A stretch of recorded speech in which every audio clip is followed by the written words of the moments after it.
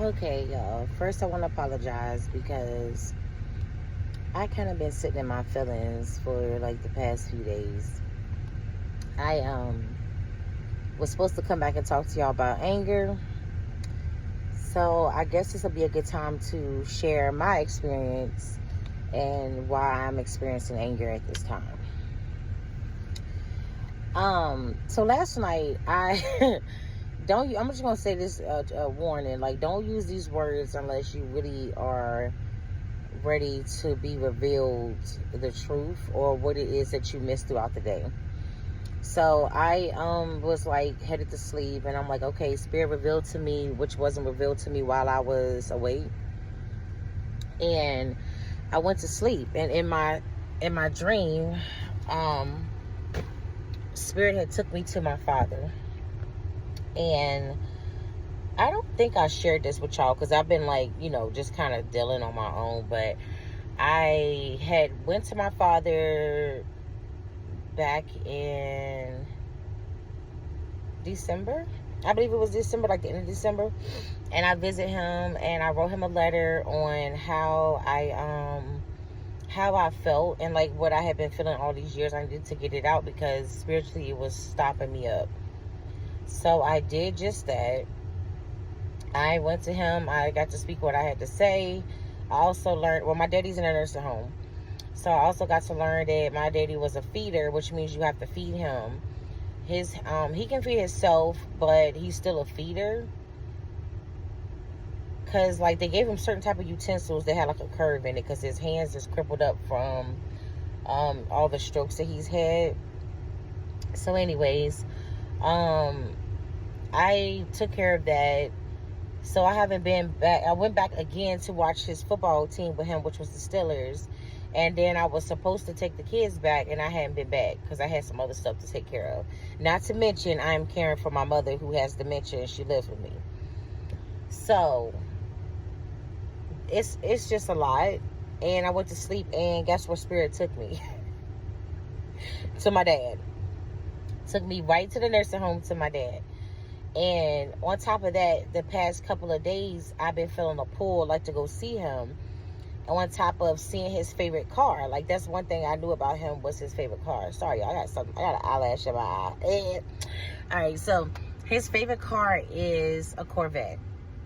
So I was like seeing them everywhere, and I'm like, all right, I know what time this is. Like, my grandma, which is his mom, is one of the women who is ancestrally walking with me, but she also was one of the women that I never got to meet. I mean, the one that I did get to meet. I've never got to meet my other grandmas, but I got to meet my dad's mom, which is my grandma, just for a small amount of time, and she was in a nursing home.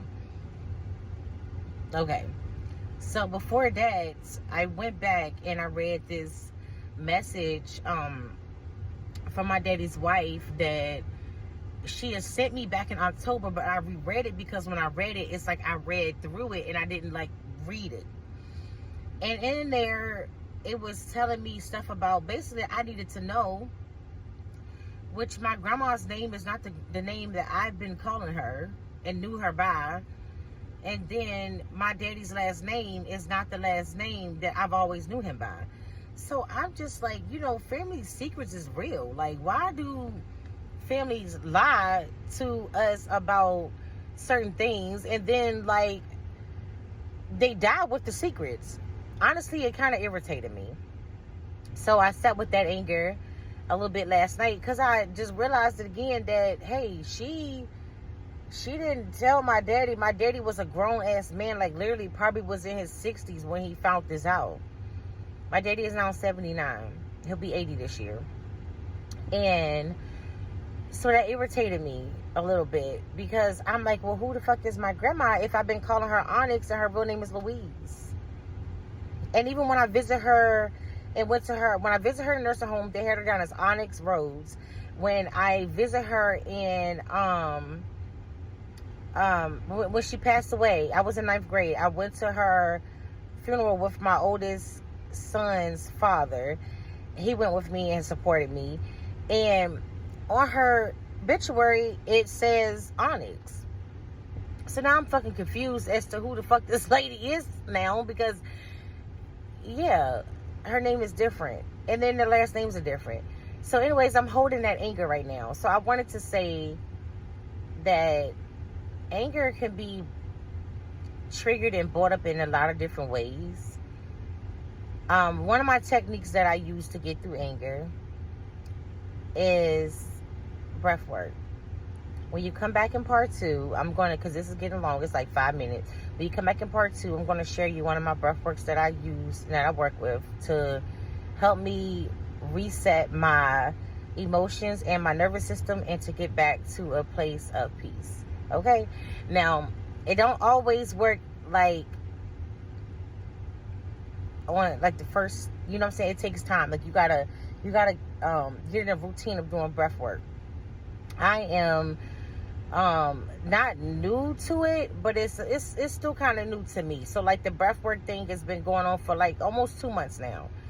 I've used several techniques that I would love to share with y'all. So come back in part 2, because I'm headed out to the nursing home to go see my dad, to be obedient. Even though I've stomped my feet and dragged my feet to get in his car, I'm here. I'm gonna go do it now. I'm leaving the house, and I just wanted to share that with y'all. So I hope y'all having a peaceful self-care Sunday. I love y'all. Sending you love and lights.